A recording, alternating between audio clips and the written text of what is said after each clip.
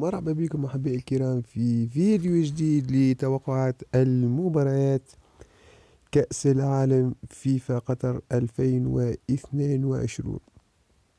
توقعات المباريات يوم السبت. نبدأ بأول مقابلة وهي بين المنتخب الهولندي والمنتخب الأمريكي الدور الثمن النهائي. نشوف إحصائيات الفريقين. هولندا في الجولة الأولى منتصرة على قطر بهدفين لا شيء. هولندا متعادلة أمام الإكوادور بهدف مقابل هدف. هولندا منتصرة على السنغال بهدفين مقابل لا شيء. الاحتمالية الأكبر هي فوز المنتخب الهولندي بهدفين مقابل لا شيء. نشوف المقابلة الثانية وهي بين المنتخب الأرجنتيني والمنتخب الأسترالي. الأرجنتين في الجولة الأولى منتصرة على بولندا بهدفين مقابل لا شيء، ومنتصرة على المكسيك بهدفين مقابل لا شيء، ومنهزمة أمام السعودية بهدفين مقابل هدف. أستراليا منتصرة على الدنمارك بهدف مقابل لا شيء، ومنتصرة على تونس بهدف مقابل لا شيء، ومنهزمة أمام فرنسا ب4 أهداف لهدف.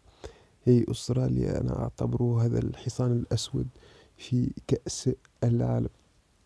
أنا أتوقع الأفضل طريقة للرهان هو كلتا الفريقين يسجلون الأهداف، ولكن هي الاحتمالية الأكبر هو فوز المنتخب الأرجنتيني بهدفين مقابل هدف، وأفضل طريقة للرهان هو كلتا الفريقين يسجلون جول جول. نشوفوا أحبائي الكرام المقابلة اللي بعدها وهي يوم الأحد، الدور الربع النهائي كأس العالم فيفا قطر 2022. المقابلة الأولى هي فرنسا والمنتخب البولندي. إحصائيات الفريقين: فرنسا منهزمة أمام تونس بهدف مقابل لا شيء. فرنسا منتصرة على الدنمارك بهدفين مقابل هدف.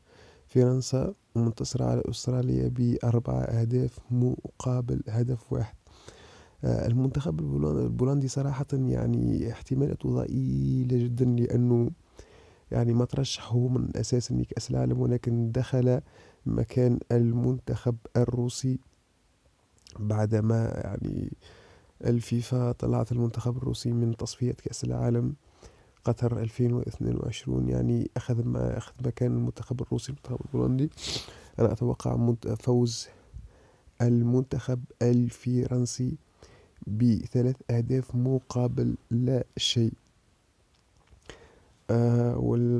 أفضل طريقة للرهان هي تلعبها أهداف أوفر 3.5 2.5 3 أهداف فما فوق.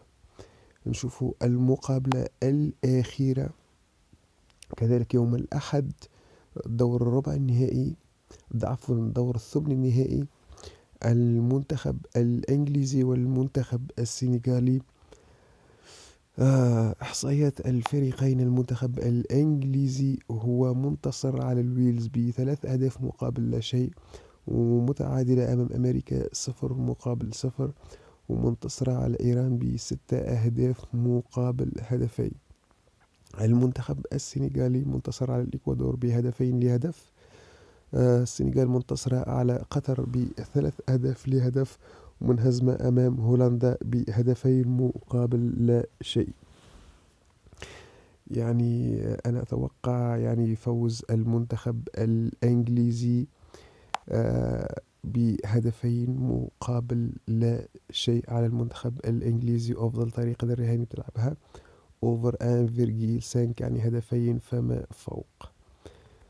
إلى هنا حبايبي الكرام ننتهي في توقعات المباريات اليوم السبت والأحد كأس العالم فيفا قطر 2022. دمتم بخير، نلتقي في مواعيد رياضية قادمة، وإلى اللقاء.